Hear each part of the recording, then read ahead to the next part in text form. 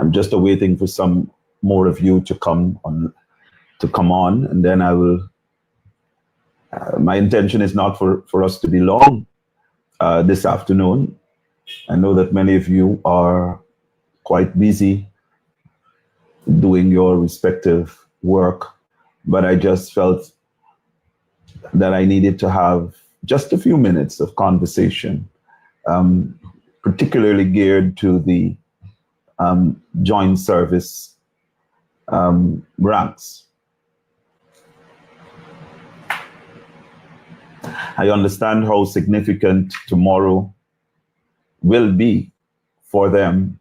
It is a decision, I believe, that many of the ranks, whether you are in the Guyana Police Force, the Guyana Defense Force, the Guyana Prison Service, or the Guyana Fire Service, there are going to be some very important conversation that I wish that we have this afternoon, just for a few minutes. It's not going to be long. But every so often, I like to come and have us really dive a little deeper and put a lot of things into perspective, because I believe it's important that we understand facts. I'm a person who believes that once you have the facts, and you have all the facts, then you are able to make very informed decisions. But the minute you are prevented from having the facts on you, then sometimes the decisions that you make are not necessarily the ones that you are proud of the following day or days and months after. All right. So let us officially start. Good afternoon to you, to all members of the joint services. Good afternoon to you, wherever in Guyana you are joining from. Thank you so much for taking the time to listen to me. Now, there is a fundamental difference that I want to highlight today. Tomorrow's voting for the joint services, it's not only an opportunity to exercise your constitutional and democratic right of selecting a government that truly reflects your values. One time, when I looked at, and this goes right back to as a serving member of the Guyana Police Force. And for the years that I spent in the Guyana Police Force, you're talking with with someone who can relate to you. I understand some of the struggles. I understand the insecurities that exist in as a joint service member. I understand the frustration that you many times face. Those frustrations cannot and will never be remedied by a so-called mass promotion. Being promoted, it's only one part of the achievement, I believe, in the force.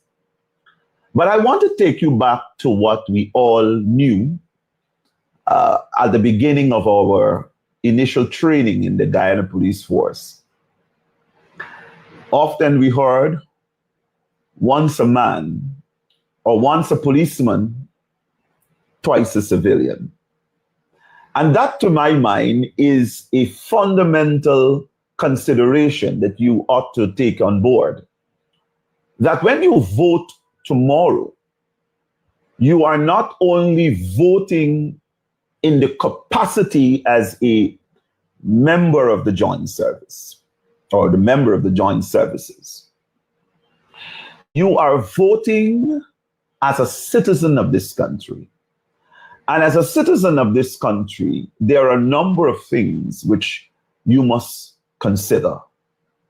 You must consider your families, the household in which you came out of.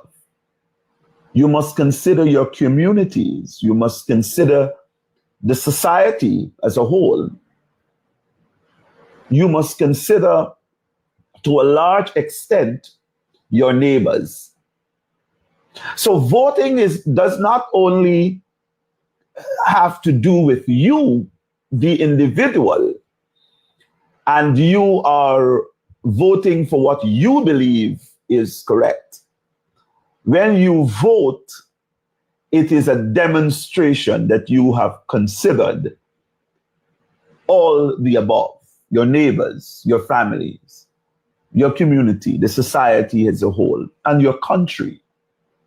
You must have in your mind, how do I want to see my country? And you have to ask yourself the very, very important question. Am I proud of being a member of the joint services? Am I proud of wearing that uniform? Am I proud of what the force has become? Am I proud of when I am out there giving service? Am I proud of how my family is taken care of? Am I proud of what's happening in my community? Because sometimes there are injustices even in your own community, and you have to go back, right back to the community. And sometimes many of you have faced situations where you have said, I understand what happened, but I don't support the police's conduct in certain areas. So it tells me that there are a significant portion of members, particularly right now, of the Guyana Police Force, who are very good. They love what they do. They love not only the service that they give to the country and the citizenry of this, but also they love the fact that putting on the uniform makes them feel some form of achievement, in that I am doing something to contribute to the development of my country. And in this regard, I am proud of the fact that I am a part of the security forces or the security organizations which offer great security to our country. I remember when I just joined the police force, the level of insecurities and fears that I have had, wanting to be sure that I really make the right decision in joining the organization. And after my first few months in the police force, when I saw how impactful my contributions were in terms of helping persons, in terms of being able to maintain law and order, I felt a sense of achievement. I felt a sense of worth, that I was actually doing something in my country to contribute to its development. You have to weigh that to the state the force is in right now. Not only the Guyana Police Force, but you have to weigh that against what's happening in the Guyana Defense Force, the prison service, in the fire service. And you have to ask yourselves, am I really proud of what the force has become? Those answers in respective of the various services that you will want to take the argument from, those answers cannot be a remedy only by the fact that you are dissatisfied only with the fact that you were not promoted. Because in the PPP's mind, they believe that this entire promotion stunt is what is needed only to make the joint services, the members feel as though government is one with you.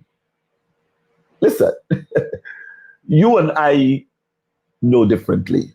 That is not the case.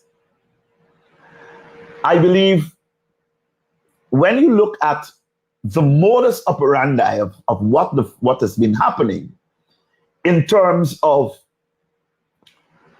the issue of succession, back then, years ago, you could have worked your way in the force and be sure as you are contributing meaningfully, there were exams being taken, and you were establishing your competence as you go along.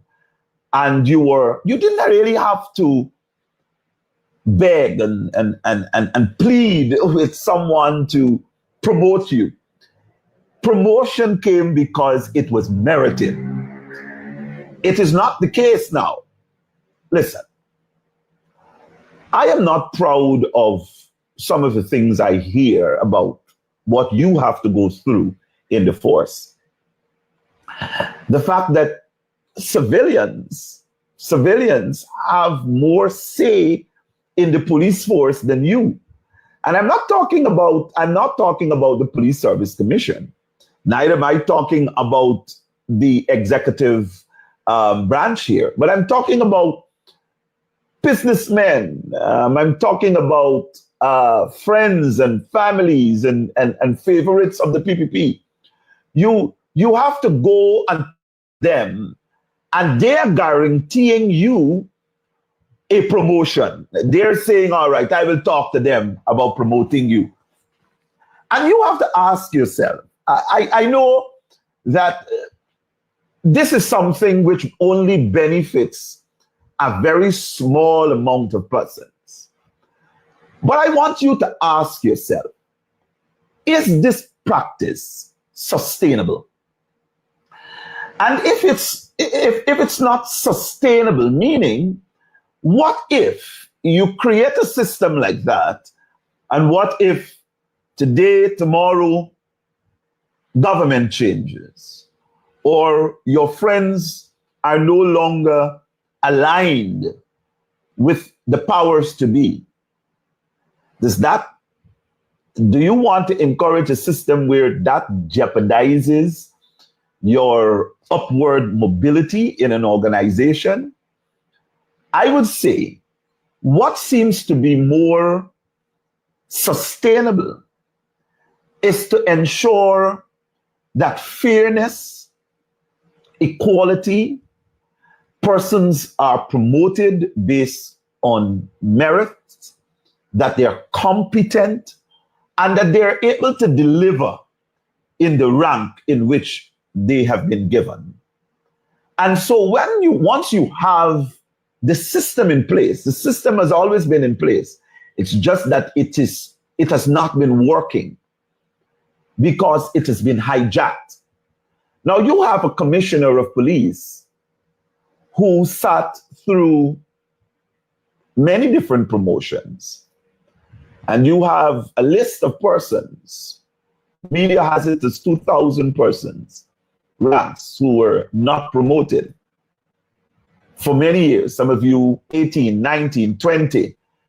Some of you, I'm reading 30 years, etc. You have to ask yourself, what really was happening all those years? What really was happening? And is it is it a situation where this is the only problem we have been faced with in the Guyana police force? Or is it one that requires a more approach to service and to performance and competence that will allow promotion to be given? And I will say the latter is more important. What you want is an organization that has its respect restored. I remember the days, and even at my initial training, people respected the uniform. People respected the police. Police gave instructions that were lawful, and people obeyed. And where there were times where people did not obey instructions given by the police, then those persons were lawfully detained or arrested. Now, we live in a society, and I must call it out, in which the manner in which law and order, or the laws, are enforced, they're only enforced for a marginal few. In that, a society has been created where some persons believe that they are above the law. And it's not only the politicians which has given them that level of entitlement, but it also within the organization you have been faced with. You are, as a sergeant, you as a constable, you as an inspector, you are doing what the law mandates that you do. But then the senior police, a senior rank, because that senior rank is affiliated with the powers to be, then you are left feeling embarrassed. Because let's just look at what happened just the other day at the station. We all saw that on social media. That's not the only one. I'm sure if you go back to the archives, you would see that there has been a number of things in which civilians have come against police. Police don't really understand how they ought to execute their functions. And there have always been some form of conflict. And that's because directions are somehow not there. And so when you vote for APNU, you are voting for not only respect to be restored to the organization that you are a part of. But I want to tell you what that respect really means. That respect means that you can comfortably perform your functions without fear. And no one wants to work. You know, they say that you work and you're walking on eggshells. And our understanding of that has always been, all right, I know what I have to do lawfully, but I'm unable to do that because there is some form of, there's someone else who is going to undermine the correct thing. And so you always have to be not sure. No one wants to be in an organization where you are not sure what you have to do. All the laws, all the trainings that you have attended, you know how you're to perform your duties, but you can't get to perform your duties the way, because it's clear that someone is going to undermine what you need to do. That's not a police force that you can be proud of. And that is not something promotions can remedy, because clearly you want an organization where there's clear directions, and those clear directions are supported by your standing operation procedures, the laws of this country, because you are an enforcer of the law. So you want to ensure that the laws are being followed. And you want to be able to execute your work in such a professional way. And all of this I'm saying is a benefit for voting for APNU, because you don't have to worry about being victimized. You don't have to worry about being transferred to and being, we say you are reduced in rank because of the fact that you touched the wrong person. And you understand our Guyanese language, meaning you actually tried to do your work, but the laws cannot be enforced for a particular person or persons. You have seen it. Many of you. I have been balanced in my legal practice, in the sense I have represented civilians, many civilians, and I've represented many members of the joint services. Many of you have come to me for family members in which your own colleagues had taken advantage of the situation, and you have expressed your displeasure in many of what was happening. I'm saying APNU is presenting a complete opportunity for there to be a restoration of the dignity of the job that you do.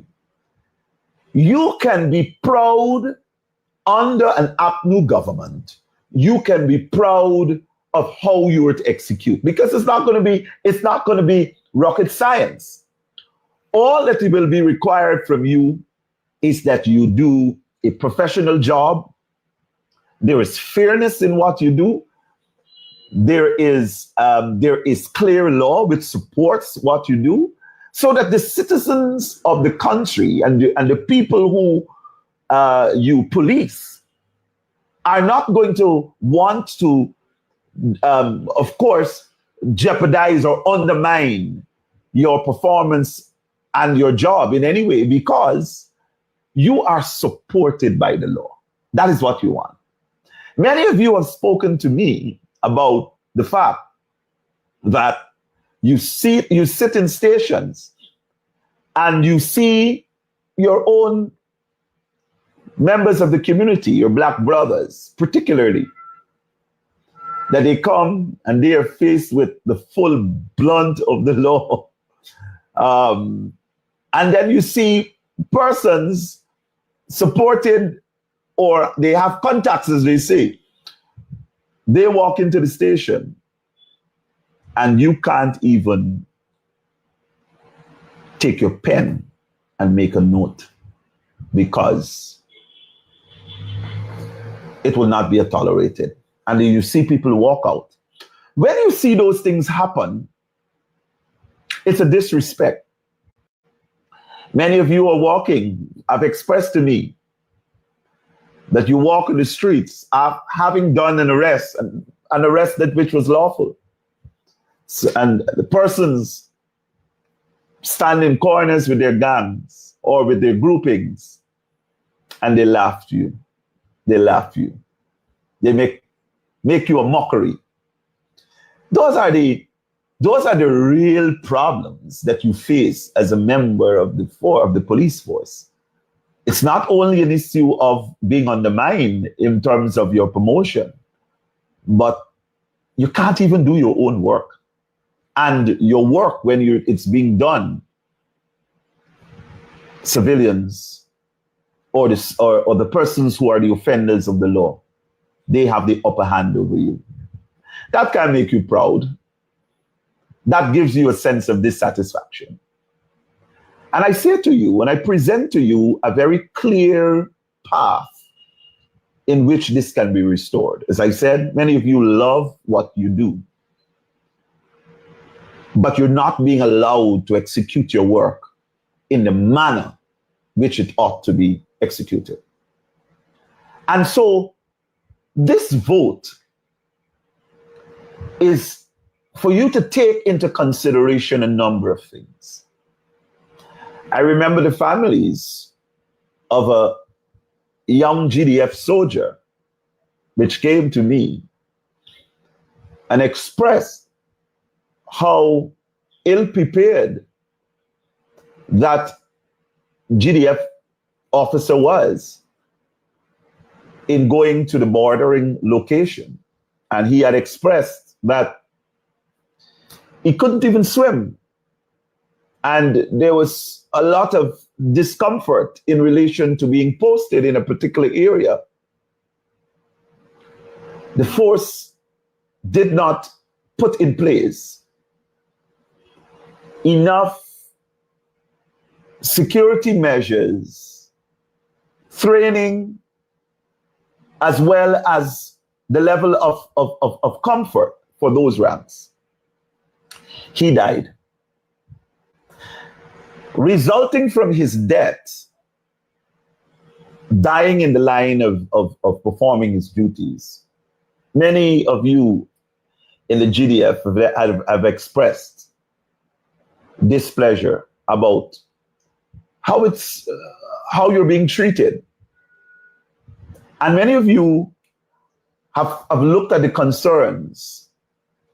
Are people running and joining the Guyana Defense Force like in the past?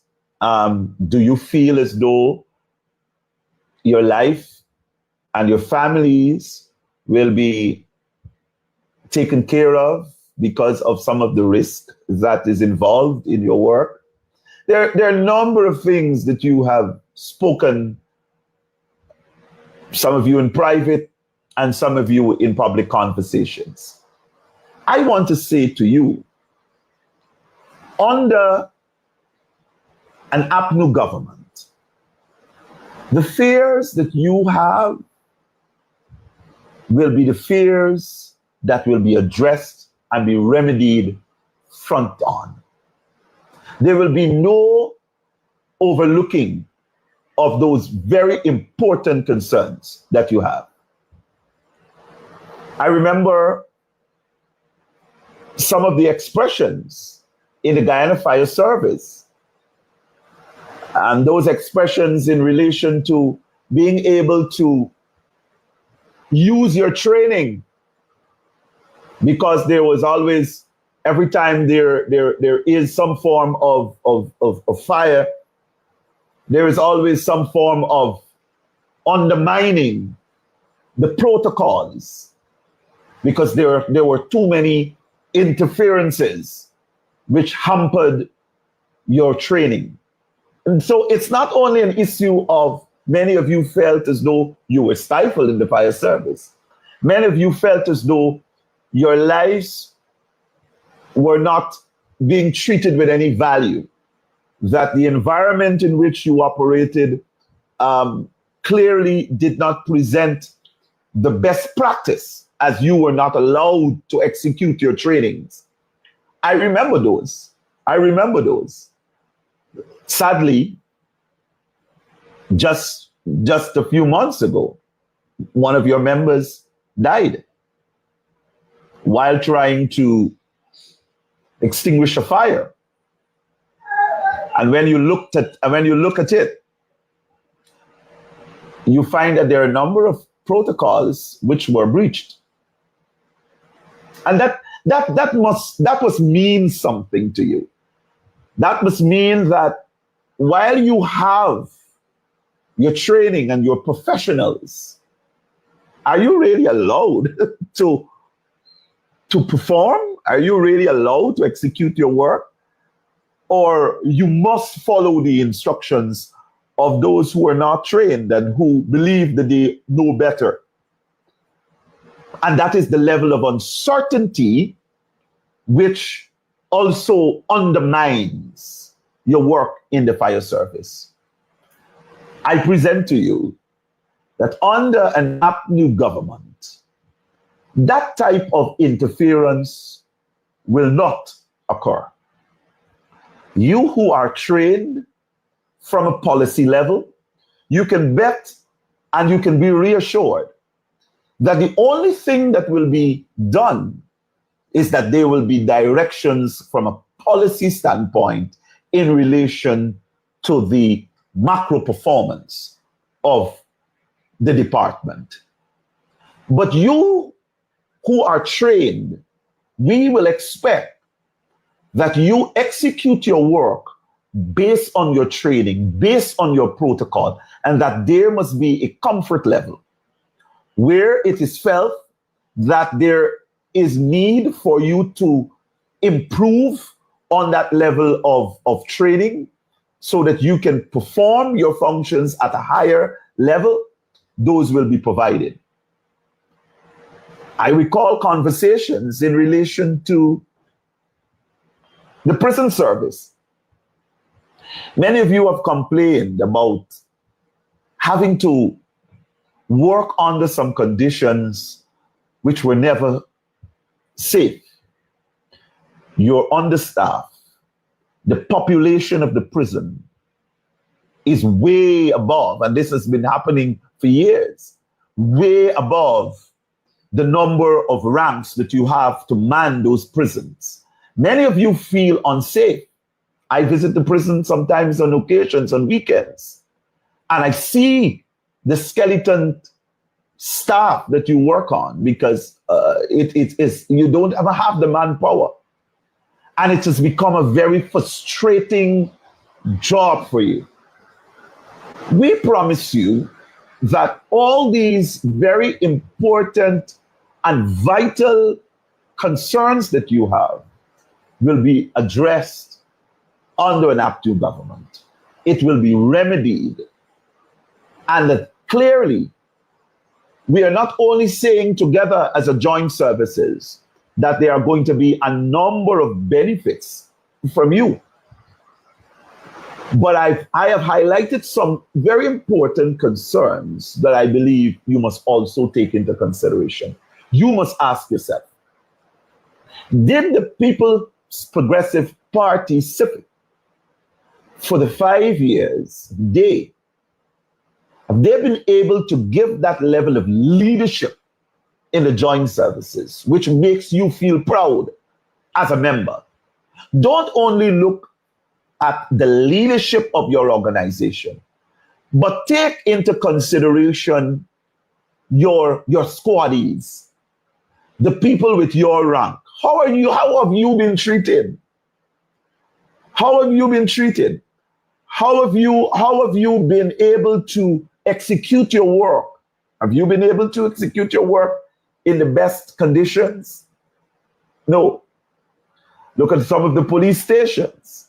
Look at some of the barracks and the provisions made for you and the Guyana prison service. No. There has been absolutely no care given for you. None at all.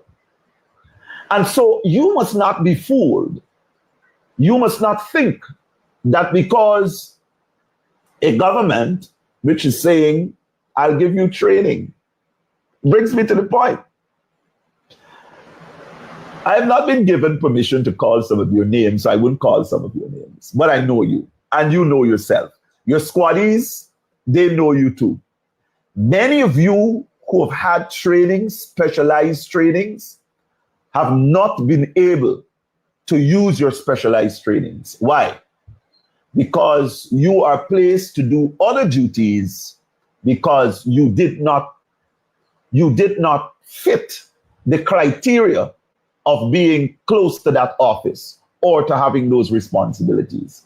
The criteria I'm talking about is about being a yes man, being able to compromise from a level of the powers to be, as well as compromising from the leadership of some of the organizations which carry out the functions of the powers to be. And so many of you, so training is not the only consideration. you must ask yourself, have you been able to use, are you witnessing your squaddies being able to use the specialized trainings that they've had? The answer is no. Many of you have not been able to do that. And so all of that will change. All of that will change. Training, while training is important for you, you will be able to perform at the competence level of your training. You will be able to perform at the level in which you can give and execute your work in the best and most professional manner. I want to say to you that when you look at what additional benefits you will get in the joint services as you go tomorrow, I want you to think about what APNU will also do to make sure that you are comfortable. I want to begin by talking about the alleviation of poverty. Many of you are living from paycheck to paycheck. And you have said to yourself, if you don't live from paycheck to paycheck, you have to do several other jobs. We offer you a 35% increase across the board for public servants. We offer you an opportunity that even if you are earning less than 400,000 Guyana dollars, you will get a house lot free. That $400,000 and less, you will not pay income tax on it. Just think about it. More money putting into your pockets. Also, I want you to consider that many of you have been given house lots. Some of you don't even know where to find those house lots. And some of you are in no position to build because the finances are not there. And this is why the APNU government tells you we're a government that will care about the people. Because where you don't have the monies to build, we will build for you. We will build your home. And that comes on the scheme of what we call rent to own. Meaning you will rent, you will pay a rent reasonable, and after you would have completed or paid rent up to the cost of the construction of that home, it belongs to you. That is a government that cares. That is a government that doesn't give you a piece of land that you got to go and borrow. Many of you have had to borrow. I know some of you still owe credit unions for having to borrow, and you still have not even see where you're going to start billing from. Some of you have had to think about, how do I go out to ask members of the public to give some form of contribution, you know? And many of you don't feel so proud about it, because you say to yourself that oftentimes it makes you vulnerable. It makes you having to always feel as though you have to be obligated to the people who have assisted you. We're offering you a path out of that. APNU is offering you an opportunity to lift your head again and feel proud of who you are as a member of the police force, as a member of the Guyana Defense Force, as a member of the fire service and the prison service. Be proud. We care about the men and women in uniform. And that is why the vision that, and it's not promises. This is more of of an agreement with you, the people. An agreement with you, the people. So I see sometimes they talk about the oppositionists from the PPP side. You know, they talk about promises and no, it's not promises. This is an agreement with you. On the day of our launch of our manifesto, we signed, the party signed an agreement with the people.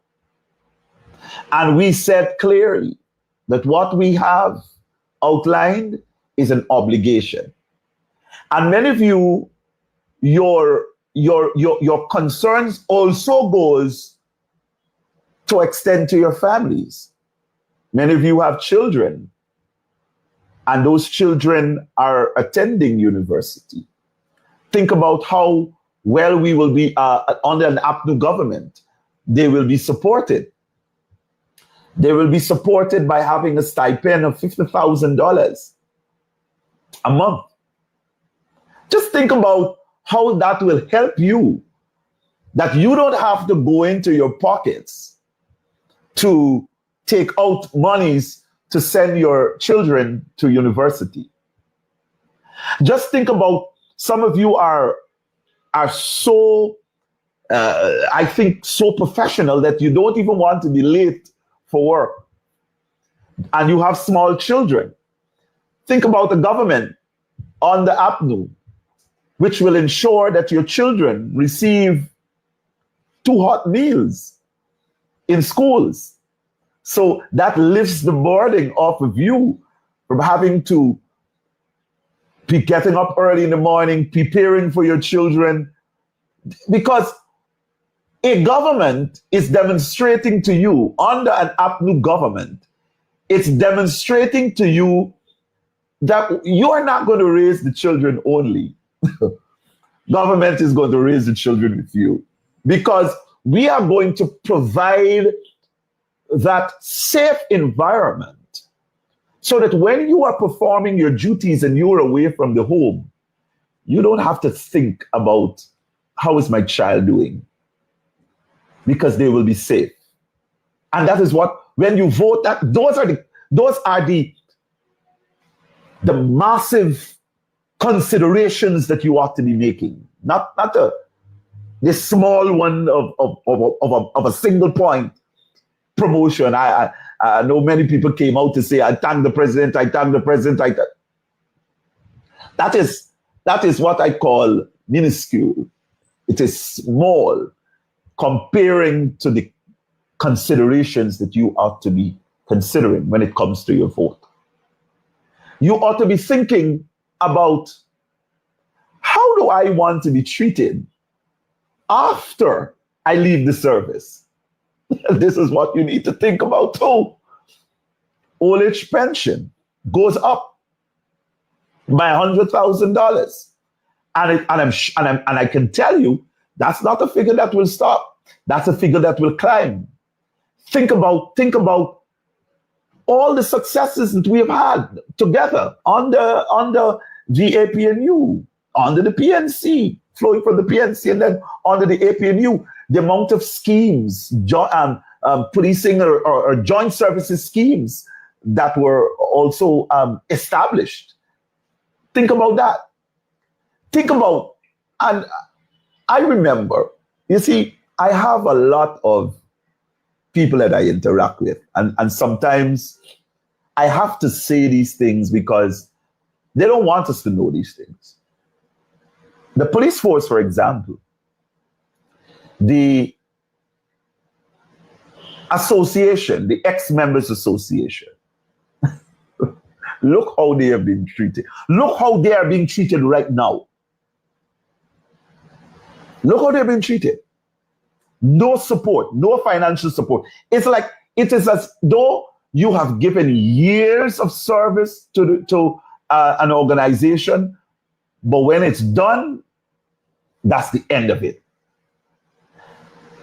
Flowing from the PNC straight up to APNU, ex-members or retired members have never been treated with disdain.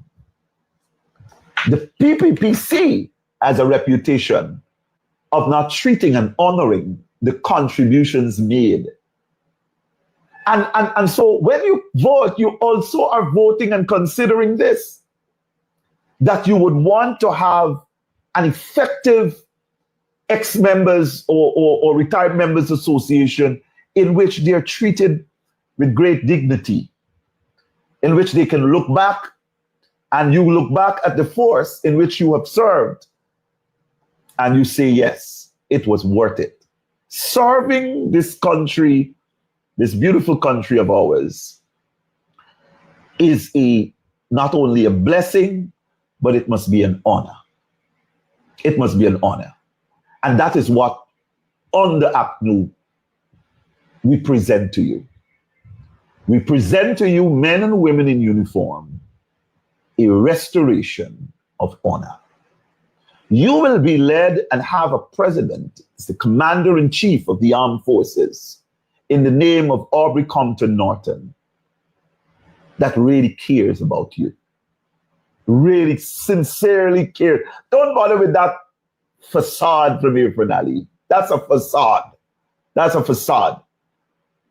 That man doesn't care about anybody but himself, his friends, his family, and his favorite. But they know how to play politics with your mind. They little crumbs, little drinkles, and then they take up, play with your mind. I am the person. Because why? It's all about how do I get them to worship me? You don't have to worship Aubrey Compton Norton, because I can tell you, he's a man that believes that men and women, the men and women in uniform, must not only be respected, but they must be honored. And that he believes that caring for them in a holistic way, in terms of the needs, their particular needs, their families, their communities, those are important for them to be comfortable. And he honors the fact that you will be able to do your work in the most professional way. You don't have to worship him. You don't have to try to know somebody in government to be given a promotion. No, because it will be based on merit. It will be based on a system that is not going to be compromising when it comes to that at all. You don't have to have a favorite. You don't have to try to align yourself with a particular group and persons. No, that we have seen. We have been at the sidelines, and we have seen how that has crippled the fabric of a most worthy and a noble organization. And we say that is not something that we want to continue, and we will ever continue at all. So I ask you, in giving your vote tomorrow, think about all these things I've said. Not only you, your vote is not only for you, but your vote is for your families. Your vote is for your community. And my God, your vote is for your country. Because no matter how much you have, if we continue to see this country the way it's going, and we allow it to go the way it's going, in terms of the massive corruption and the level of nepotism that we're seeing left, right, and center, it's going to collapse. You have a role to play tomorrow in restoring some form of national pride to this country. Guyana must be a place where, when it comes out of the lips of people internationally, they must say that's a beautiful place, because there's so much order, there's so much respect for one another and for organizations, for the citizens for the organization. There is a reduction of crime. Men and women, young boys, girls, they have opportunities, and they're able to thrive. They're able to live, not survive. That's what the PPP wants you to do, to survive. It means that though they give you little, and every time you want more, you got to go to them, because it's like they're drawing you in like a, like a loppy dog. No, no. Under an APNU government, we want to empower you and say, go out there and thrive. Go out there and excel. Go out there and expand. Go out there and explode. Be the best. Use your creativity. Use your training that has been given to you, and go out there and and give the best service to the country, because it's about legacy as well. You have to think, what are we really passing to this next generation? Are we passing to the next generation and the generations to come a country that has not put a grip on all these problems that we've been having? Corruption, left, right, and center, substandard work, the issue of you not being able to enforce extrajudicial killings. People can't be able to express as soon as you talk. There's some charge against you. People have become so lawless in the society. All right, there's no proper laws which governs what people come on the social media and say. People use all sorts of aligning and malign and defame people without any proper cause. All these things, it's just like it has become like a nasty society where it's just chaos, where the only people seem to be surviving and enjoying it are the elites of the PPP. No, that's not the Guyana that you want. Because if you vote selfishly and you only consider the fact that you were promised some form of promotion from the PPP, that's a selfish vote. Because what will happen to your children? They're walking on the streets. What will happen to your family members? They have to live. So they depend on you as well. Those small children who cannot vote, they depend on you as well to make the right decision so that they can be safe. Many of you spoken to me. I saw many of you cried when Adriana Young, in this entire fiasco. Many of you cried because you strip yourself of being in uniform, and the only thing that you could have been thinking about is that you're a mother and you're a father, you're a brother, you're a sister, and that's one of our child. That's one of the children of the society, of our soil. And many of you felt it that way. Because as much as it happened with a young family, it can happen to you. Do you want a country where persons are able to evade the law because they're connected? That breeds chaos in a society. That breeds chaos in a society. And that's not a society, I always say it. It doesn't matter how many persons come up and talk and try to debate me, I will maintain practices, and in an environment like that, is not sustainable. It will decay a society. It will decay the fabric of the society. There's only one thing that will make a society thrive and be sustainable: rule of law. Where there's rule of law and there's respect. And that is what we want to do. Not going to be a government which will be vindictive. We're not going to be a government that will trump up charges against people. We're not going to be a government that will of course, trample on the rights and freedoms of persons. No. it will be respecting this law in this country that we got. Listen, you want a leader and leaders, and you will have that under an APNU government led by His Excellency the Aubrey Compton Norton, that really understands what it means to build a country and not to divide a country, to build it in which all people are able to come together and feel it's a sense of pride, to have a sense of pride that I can make a contribution in the development of my country. And that is what we offer you. Thank you so much for listening to me. And I wish you a very safe and enjoyable day tomorrow as you go out to vote like a boss. Vote for Guyana. Vote for a better country. Vote for a better government.